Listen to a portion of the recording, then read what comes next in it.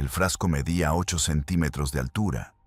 y pesaba menos de 100 gramos y tenía grabadas en el vidrio las iniciales de la perfumería Guerlain,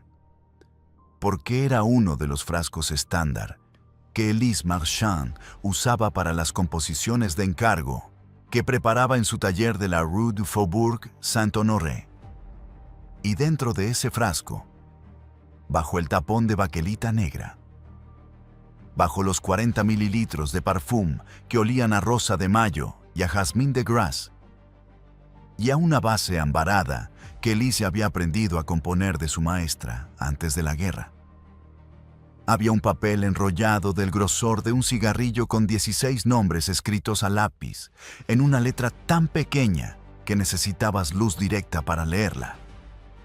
Y esos 16 nombres eran los 16 agentes de la Red Alliance que operaban en la región de París y que en ese momento necesitaban llegar a Londres antes de que la Gestapo llegara a ellos. Y el frasco estaba en el bolso de mano de Élise, en el mostrador de su taller. A mí no se atendrán metro y medio de las manos del oficial de la S, de que había entrado sin llamar 10 minutos antes y que estaba revisando la documentación de la tienda con la meticulosidad del hombre que no sabe exactamente qué busca, pero que sabe que algo hay. Élise tenía 34 años y había pasado la mitad de su vida aprendiendo a crear aromas que hacían que la gente sintiera cosas que no podía describir con palabras. Y la otra mitad aprendiendo a no mostrar lo que sentía ella misma.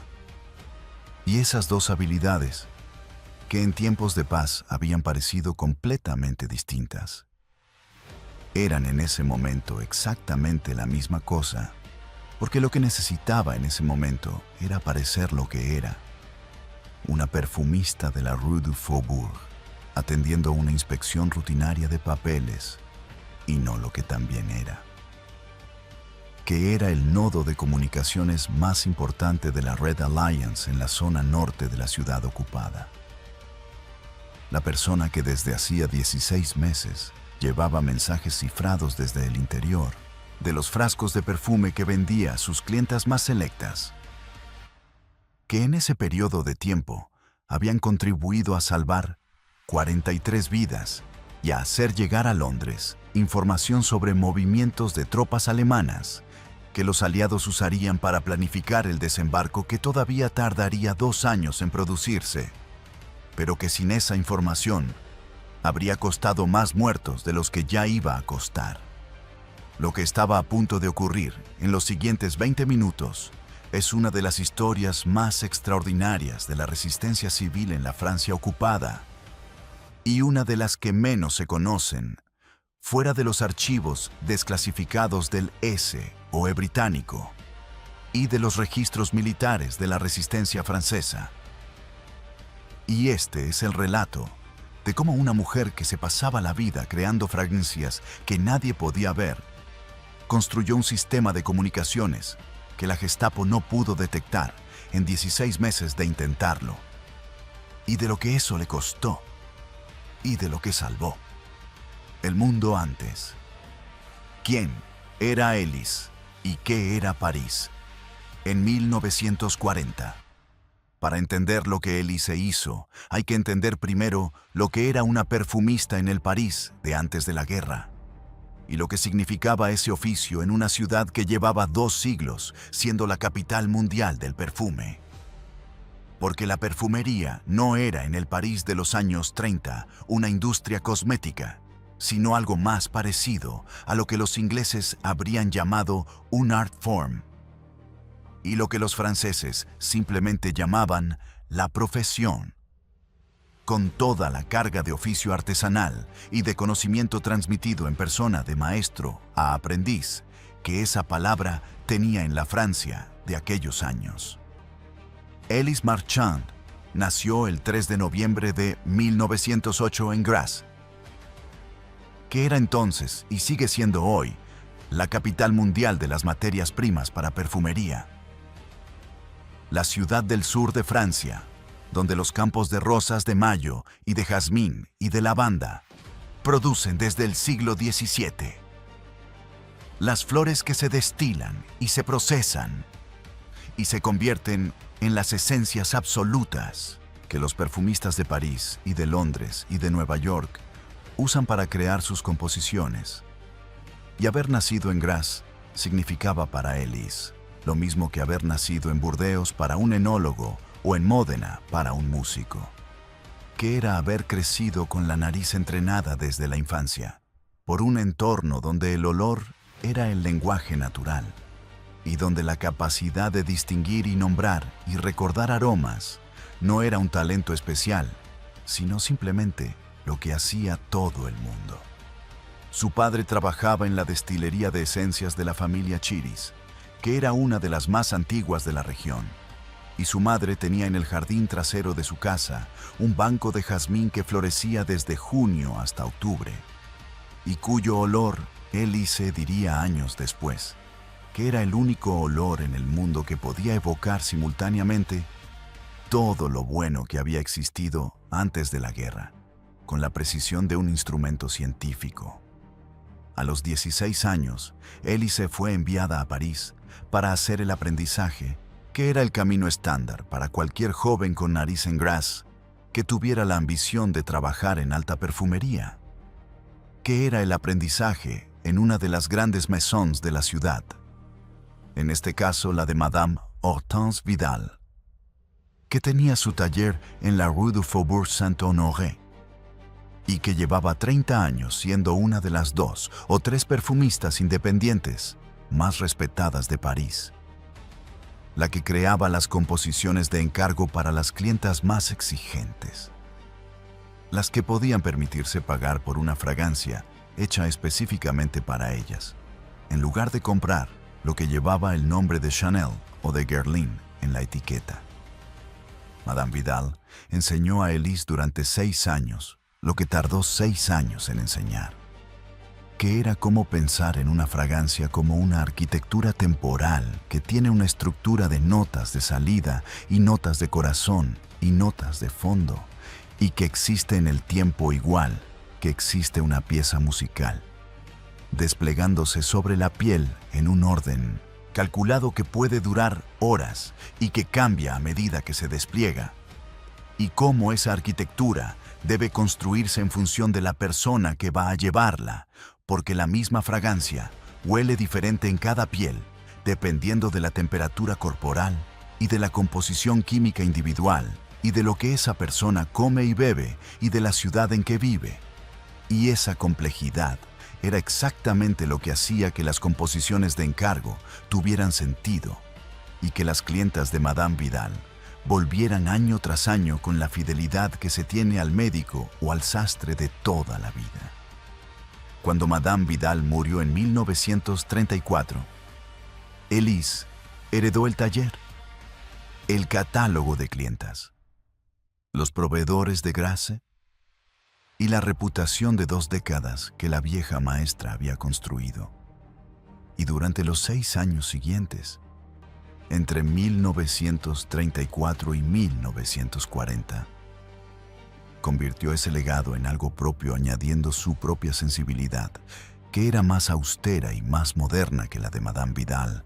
menos inclinada al orientalismo y a los grandes gestos florales y más interesada en las composiciones verdes y acuáticas que empezaban a abrirse paso en la perfumería francesa de aquellos años. Y construyó una clientela que incluía a actrices y escritoras, y las esposas de varios diplomáticos, y la hija de un ministro y 2 mujeres, que Elise sabía perfectamente que eran las amantes de sendos hombres poderosos, pero a quienes servía con la misma discreción que a todas las demás, porque la discreción era parte del oficio, tanto como el conocimiento de los materiales. El París que Elise conocía en esos 6 años era una ciudad en el apogeo de esa fase específica de la civilización europea que solo es visible como apogeo en retrospectiva, cuando ya ha pasado y cuando puedes ver exactamente el momento en que empezó a declinar, pero que desde dentro se vivía simplemente como la normalidad de una ciudad que había sobrevivido la Gran Guerra y la gripe española y la Gran Depresión, y que seguía siendo, a pesar de todo. La ciudad más viva del mundo, con sus cafés y sus librerías y sus galerías y sus salas de concierto y sus modistas y sus perfumerías, y el río y los bulevares, y la luz específica de octubre sobre los tejados de zinc que Elise veía desde la ventana de su taller, y que nunca llegó a describir a nadie con suficiente precisión para que entendieran exactamente qué era lo que se perdía cuando esa luz desaparecía bajo otra clase de luz. El 14 de junio de 1940, los alemanes entraron en París y la ciudad cambió de naturaleza de una manera que no fue inmediata, sino gradual, y por eso más perturbadora que si hubiera sido un golpe único. Porque un golpe único te da un punto de referencia, desde el que medir la distancia y la gradualidad. No te da nada, sino la sensación de ir perdiendo terreno, sin poder decir en ningún momento exacto cuándo empezó la pérdida. Las restricciones llegaron primero en forma de regulaciones y toques de queda, y luego en forma de racionamiento y luego en forma de la estrella amarilla que empezó a aparecer en los abrigos de las personas que Elise había conocido toda su vida. Y el proceso tuvo la lógica implacable de algo diseñado con anterioridad, algo que había sido planificado en escritorios en otra ciudad antes de que llegara aquí. Y esa planificación era exactamente lo que lo hacía diferente del caos de la guerra convencional, y exactamente lo que lo hacía más difícil de enfrentar, porque el caos tiene fisuras donde la resistencia individual puede insertarse, pero el sistema planificado no tiene fisuras, solo tiene puntos donde el sistema mismo decide que hay algo que no ha controlado todavía.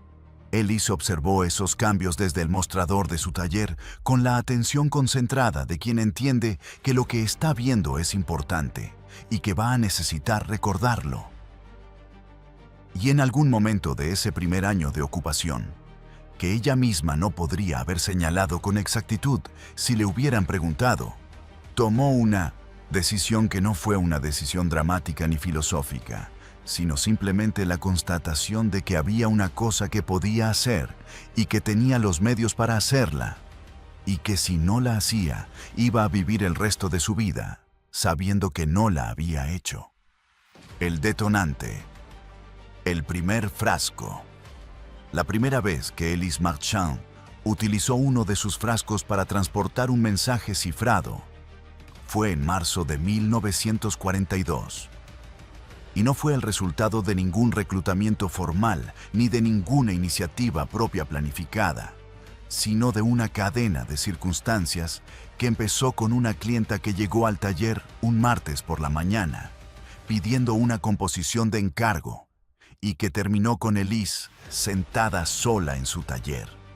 después de que esa clienta se fuera, mirando los frascos vacíos alineados en la estantería y pensando en el problema con la misma concentración analítica con que pensaba en cualquier problema de composición, que era la única manera que conocía de pensar en los problemas. La clienta se llamaba Marguerite Saulnier y era una mujer de 40 años que había sido cliente de Madame Vidal antes de ser cliente de Elise y que venía al taller 2 o 3 veces al año para encargar reposiciones de su composición habitual,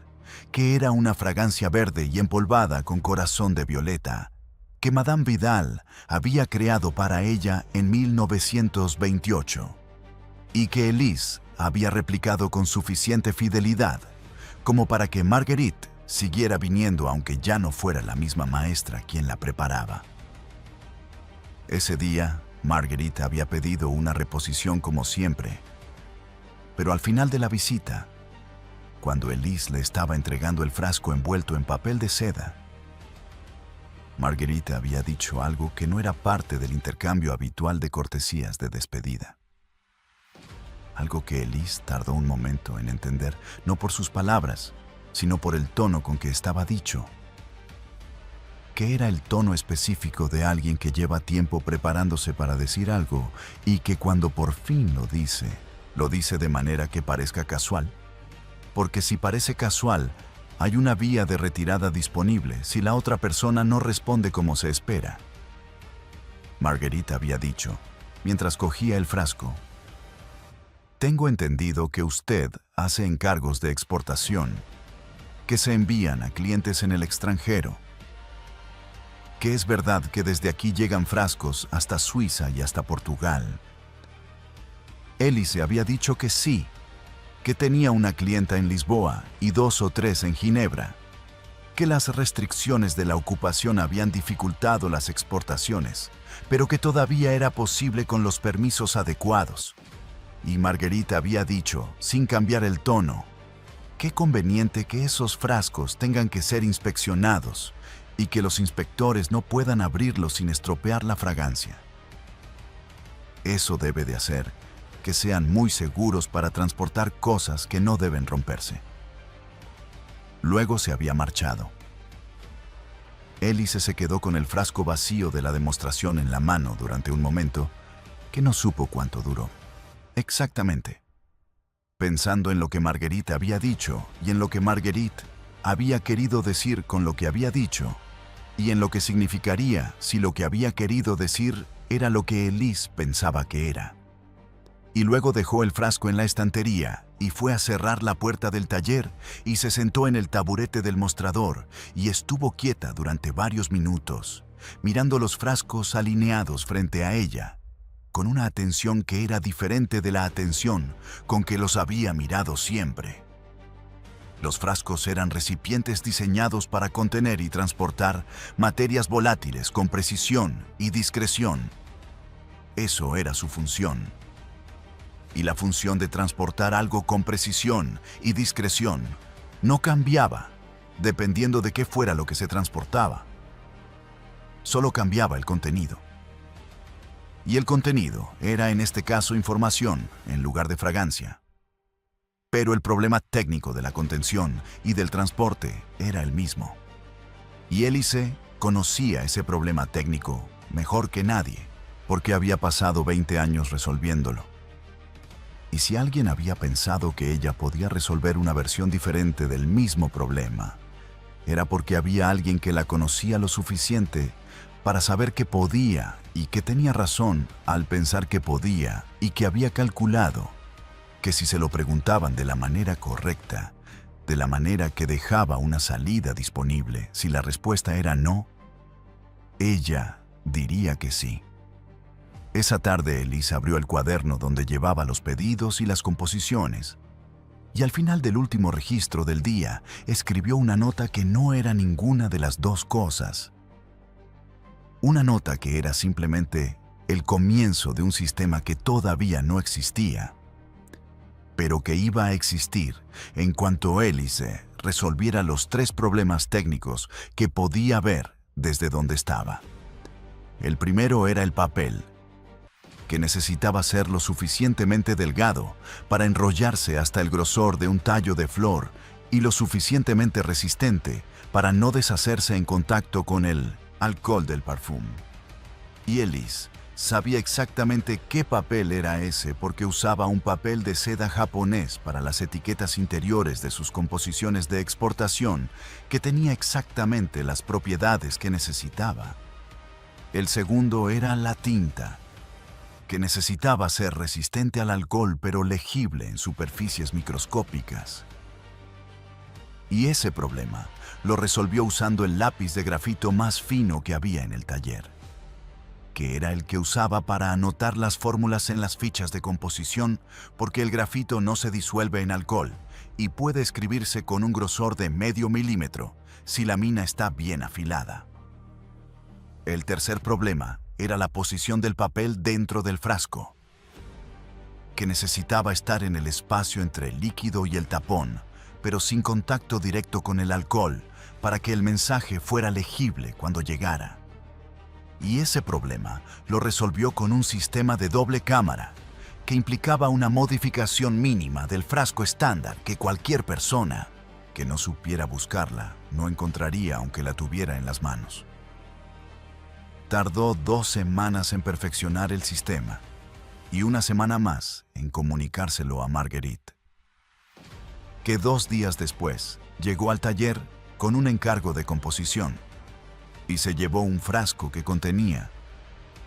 bajo los 40 mililitros de parfum de violeta, los primeros 10 nombres de una lista que llegaría a Lisboa en 7 días y de Lisboa a Londres en 4. Y que Ellis no sabía exactamente lo que significaban esos nombres ni para qué servían, pero que había decidido que eso no necesitaba saberlo. Que lo que necesitaba saber era hacer bien la parte que le correspondía hacer y que lo demás era trabajo de otras personas. Esa era la lógica de Elise,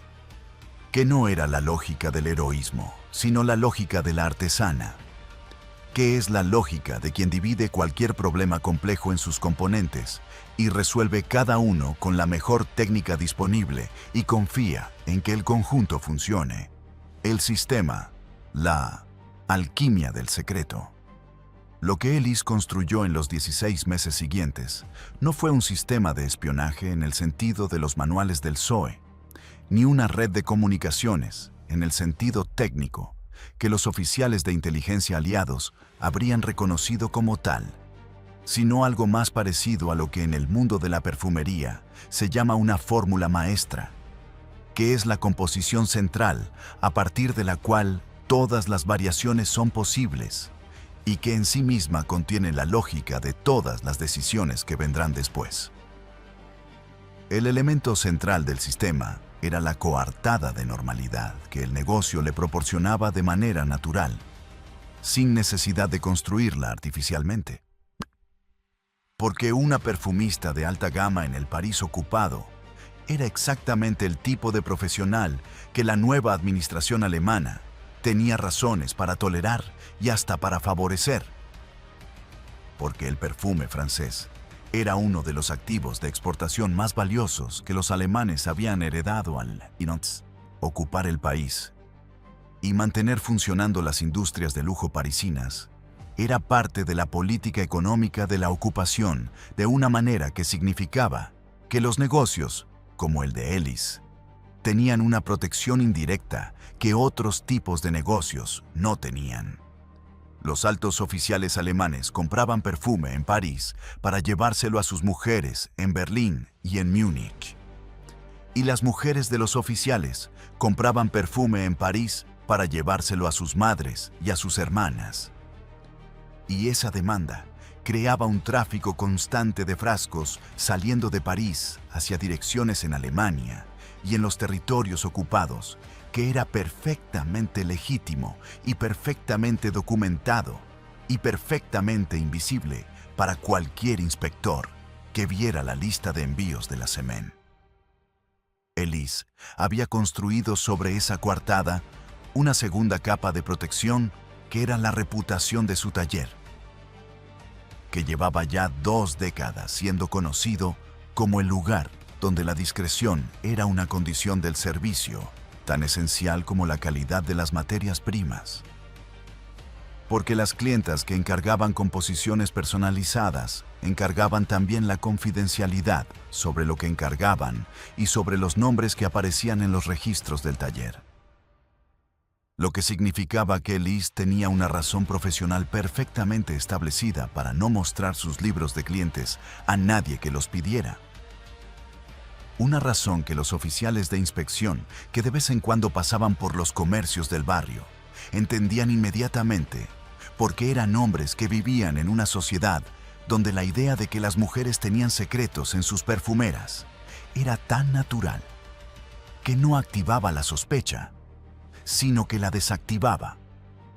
El tercer elemento del sistema era la red de distribución que Ellis había construido sobre la base de sus relaciones comerciales preexistentes con las mensajerías y los servicios de transporte,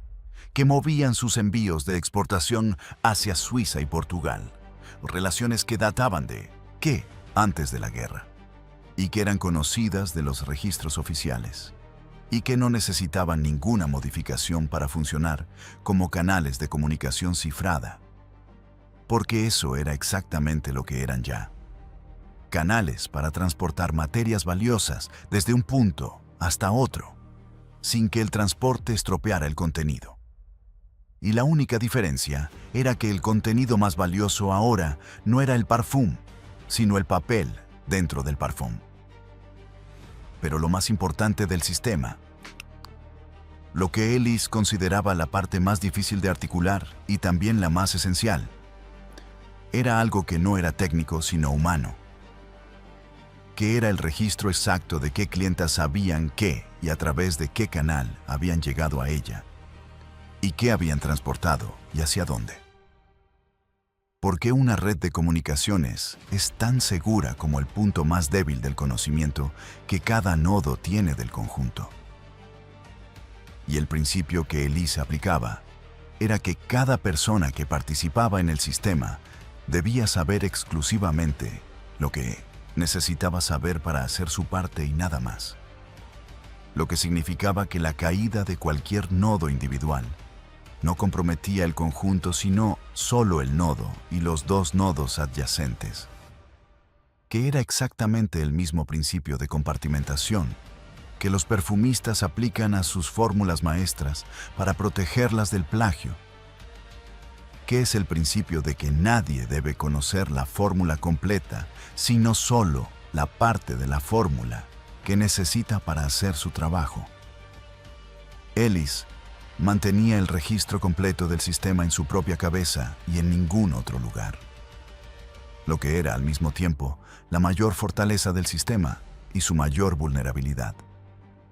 Porque si Elise caía, el sistema caía con ella.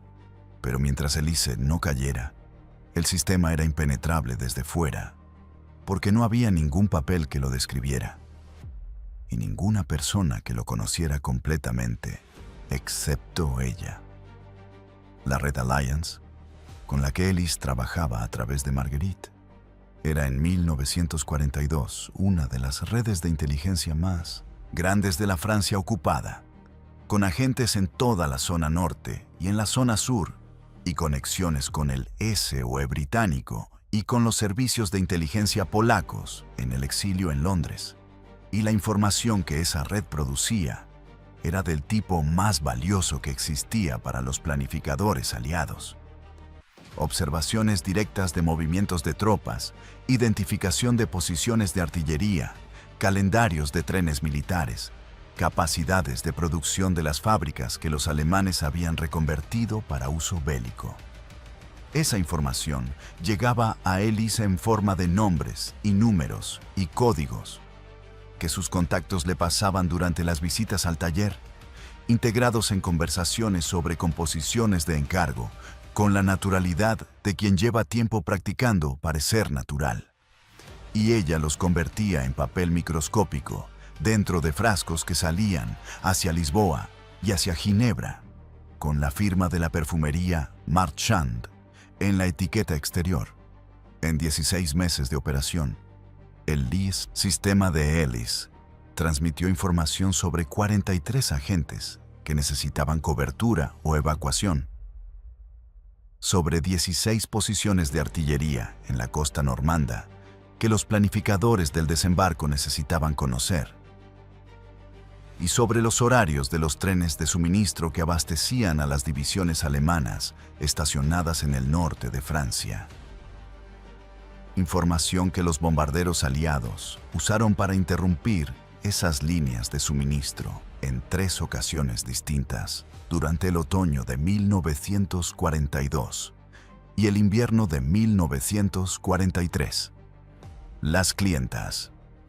las mujeres que olían a resistencia.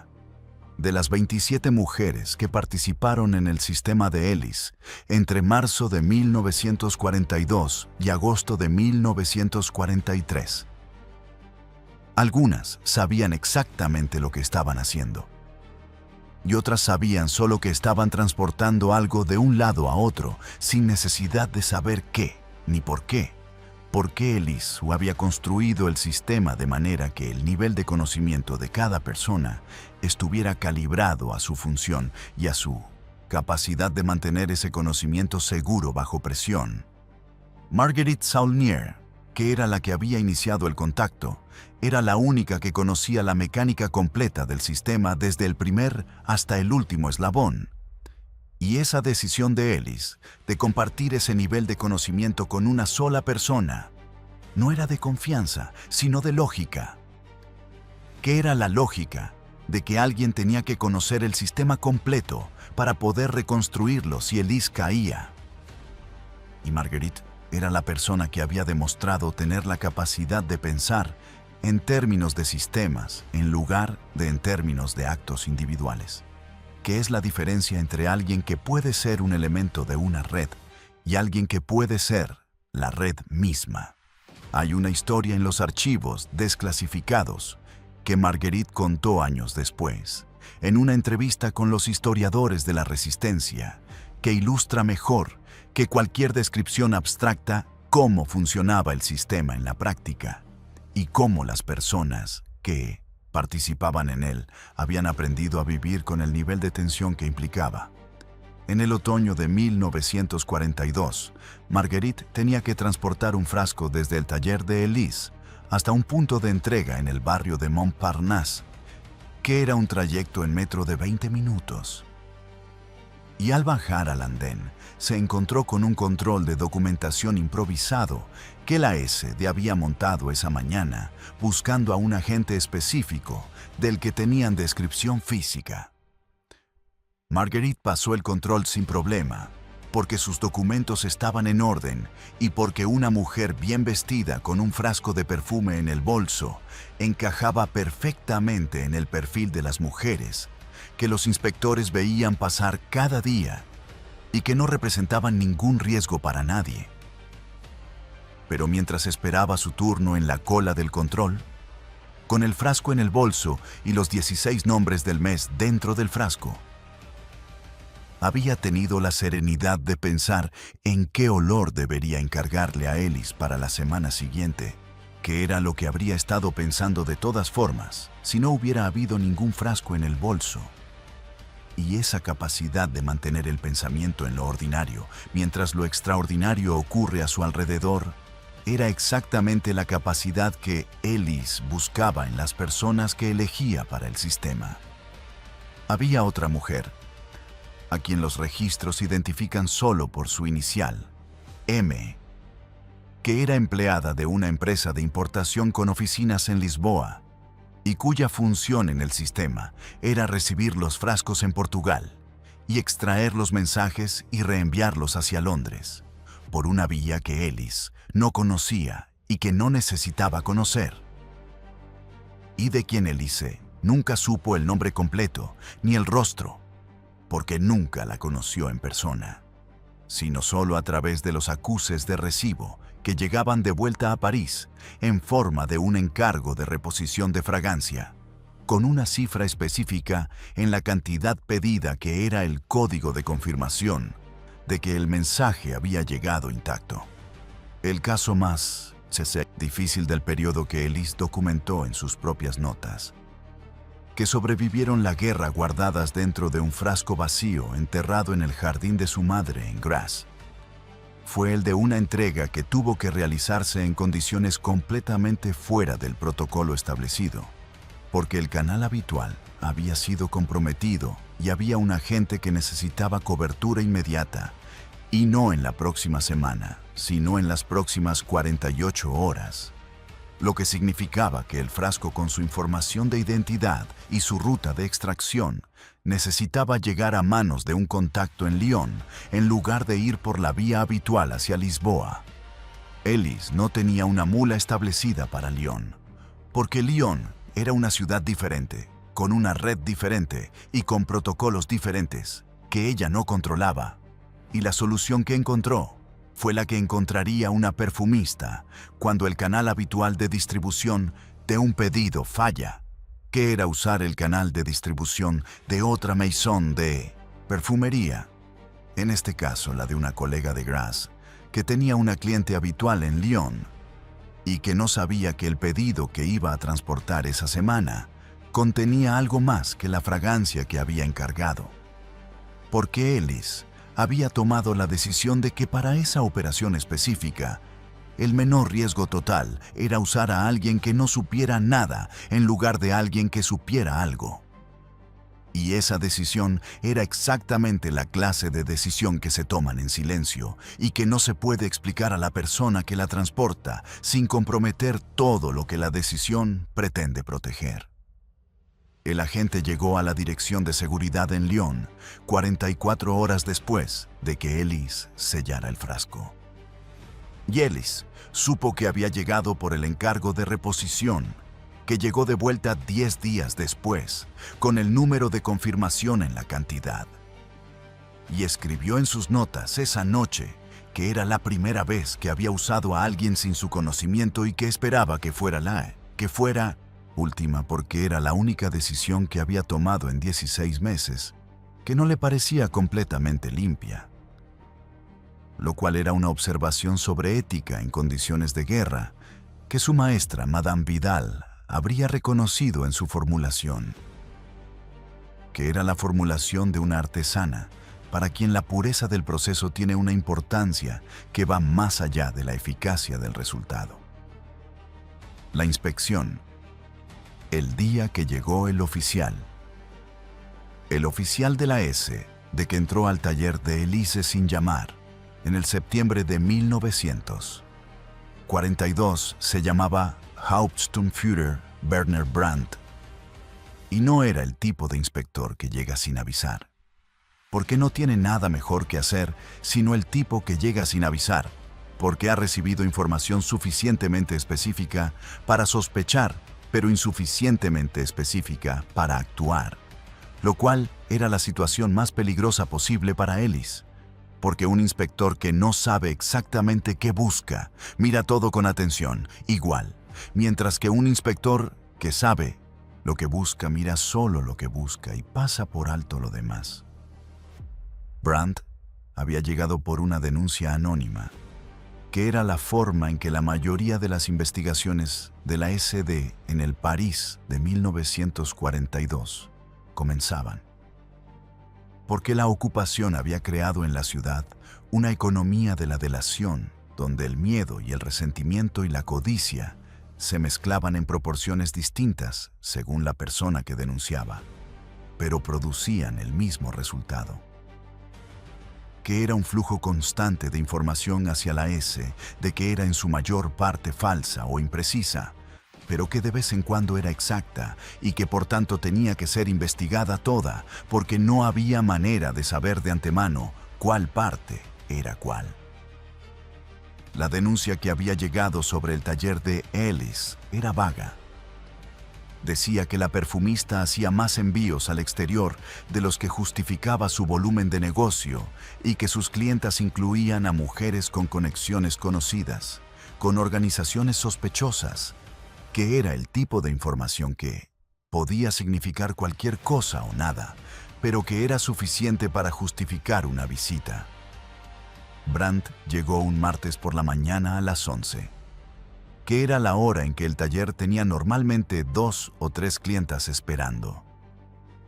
Y entró con el paso del hombre que entra a los sitios sin pensar si tiene derecho a entrar, porque tiene claro que tiene derecho a entrar a cualquier sitio que elija.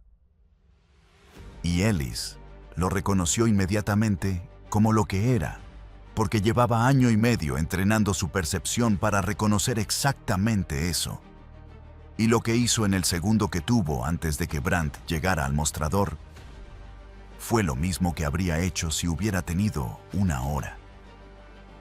que era dejar caer su expresión al nivel de neutro absoluto, que era el nivel desde el que partía cualquier interacción de servicio con cualquier cliente desconocido. El frasco con los nombres del mes estaba en su bolso, sobre la silla detrás del mostrador, a 1,5 metros de las manos de Brandt, cuando Brandt llegó al mostrador y le mostró su identificación y le dijo que era una inspección de rutina de documentación comercial y que necesitaba ver los registros de envíos al exterior de los últimos 6 meses. Y Ellis respondió que por supuesto que los tenía en el archivo,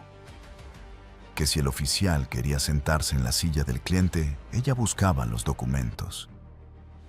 y señaló hacia la silla del cliente que estaba en el otro lado del mostrador, al otro lado del espacio del taller, lo más lejos del bolso que había en la sala. Brandt se sentó en la silla del cliente. Ellis fue al archivo, que estaba en el cuarto trasero del taller, que era el cuarto donde preparaba sus composiciones y donde guardaba sus materias primas, y donde había, en la estantería superior de la izquierda, una serie de frascos numerados que eran las composiciones en proceso de las semanas anteriores, algunos de los cuales contenían únicamente fragancia y algunos de los cuales contenían fragancia y papel. Y mientras buscaba los registros de envíos que Brandt había pedido a Ellis, pasó los primeros 30 segundos de ese tiempo haciendo exactamente lo que había pedido, que era buscar los registros, y los 30 segundos siguientes haciendo algo que Brandt no podía ver desde donde estaba,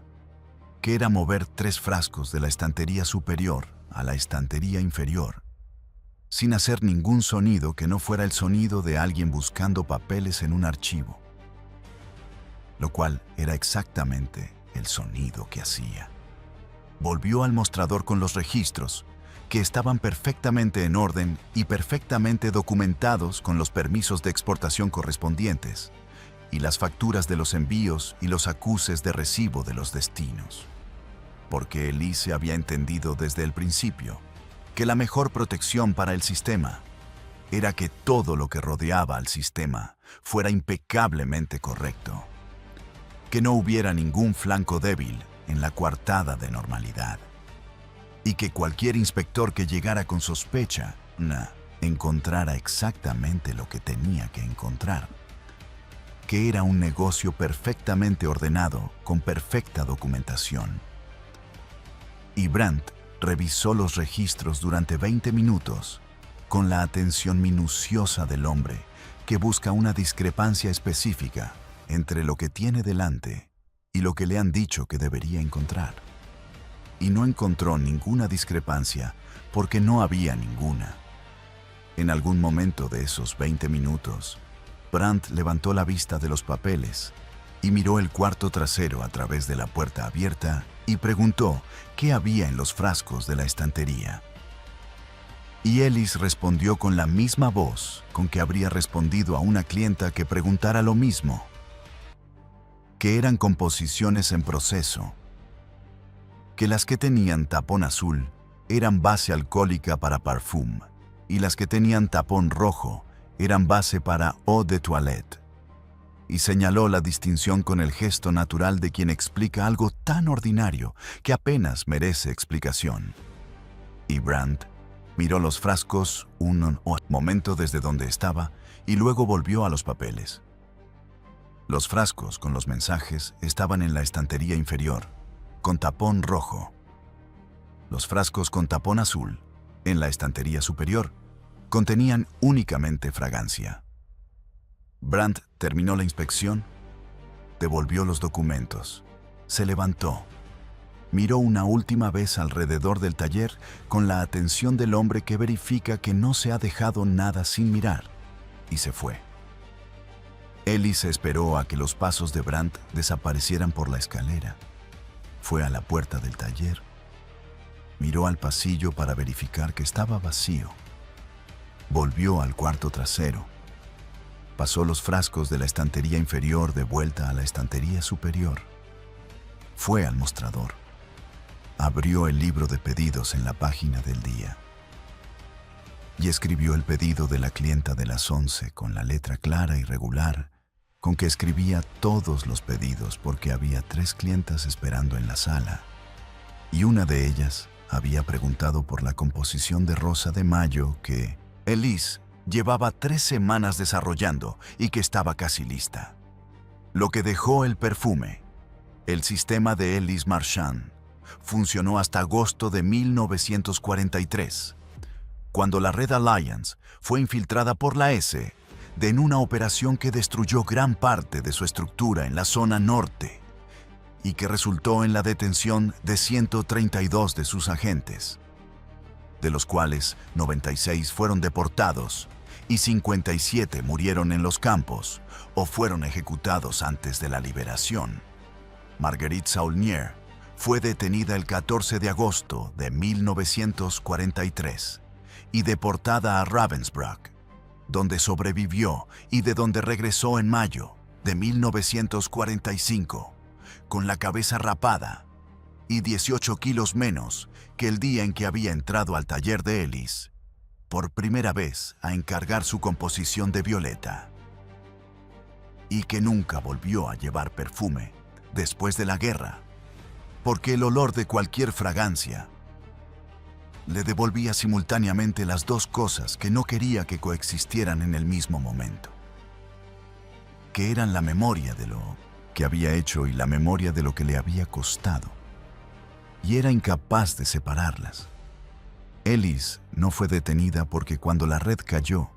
ella ya había recibido la señal de emergencia que le indicaba que el canal estaba comprometido y que debía suspender toda actividad inmediatamente. Señal que recibió en forma de un encargo de reposición con un número de cantidad que no correspondía a ningún código de confirmación normal,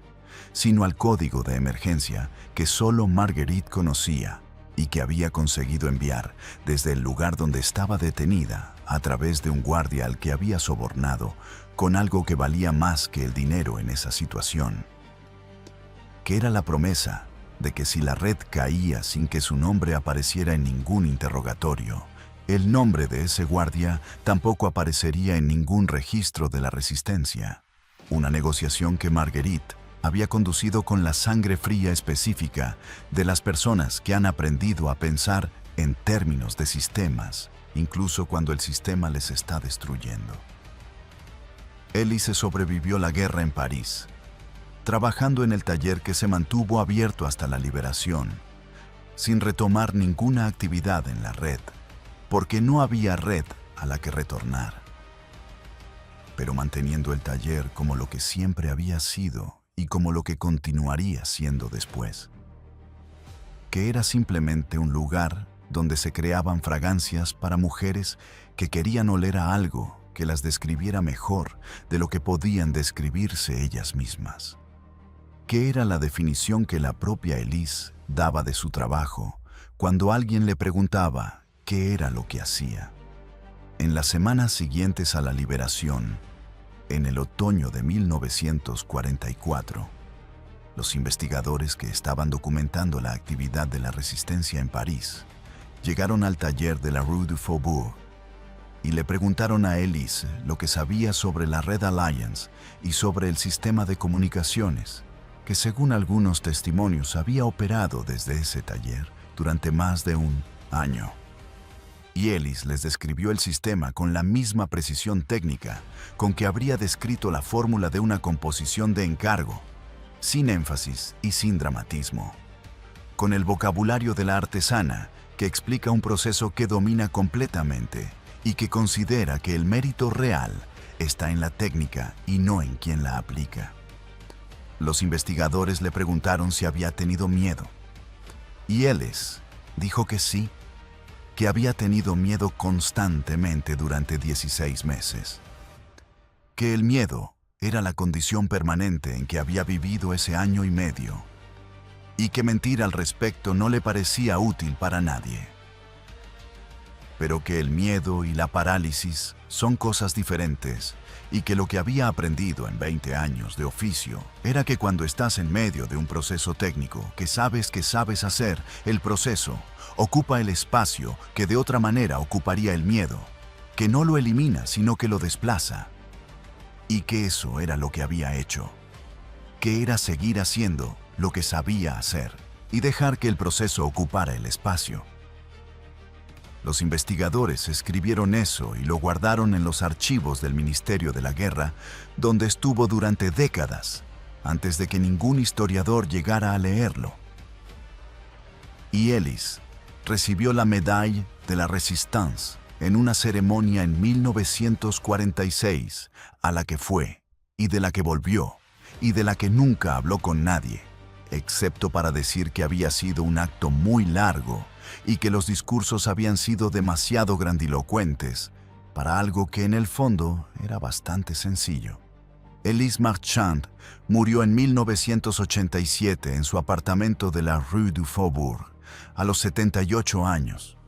con el taller todavía abierto 3 pisos más abajo, bajo el nombre de la perfumería Marchand, que habían llevado durante los últimos 20 años las 2 jóvenes que había formado con el mismo método con que Madame Vidal la había formado a ella, de maestra a aprendiz, de nariz a nariz, con el mismo cuaderno de fórmulas y la misma estantería de frascos, y el mismo principio de que una fragancia es una arquitectura temporal que existe en el tiempo y que cambia mientras se despliega, y que si está bien construida, dice algo sobre la persona que la lleva, que esa persona no habría sabido decir de otra manera. En el jardín de la casa de su madre en Grasse, que seguía en pie aunque la madre había muerto hacía 20 años. Los albañiles que renovaron el jardín en 1989 encontraron enterrada bajo el banco de jazmín, en una caja de metal, que había conservado el contenido perfectamente seco, una serie de frascos de vidrio numerados con la firma de la perfumería Marchand en la etiqueta. Y dentro de esos frascos, bajo los restos de fragancia que el tiempo había convertido en algo apenas reconocible como perfume, unos rollos de papel de seda japonés con escritura en grafito tan pequeña que necesitaban lupa para leerla. Y en esos rollos había nombres y números y fechas que los historiadores que los analizaron identificaron como las notas de operación del sistema de comunicaciones de la Red Alliance en la zona norte de París entre 1942 y 1943. El único registro físico que había sobrevivido de un sistema que había funcionado durante 16 meses sin dejar ningún otro rastro, guardado por la persona que lo había creado dentro de lo único que sabía crear, que era lo que siempre había sido y lo que nadie había podido ver, que también era otra cosa, que era el lugar más seguro del mundo para algo que no debía ser visto.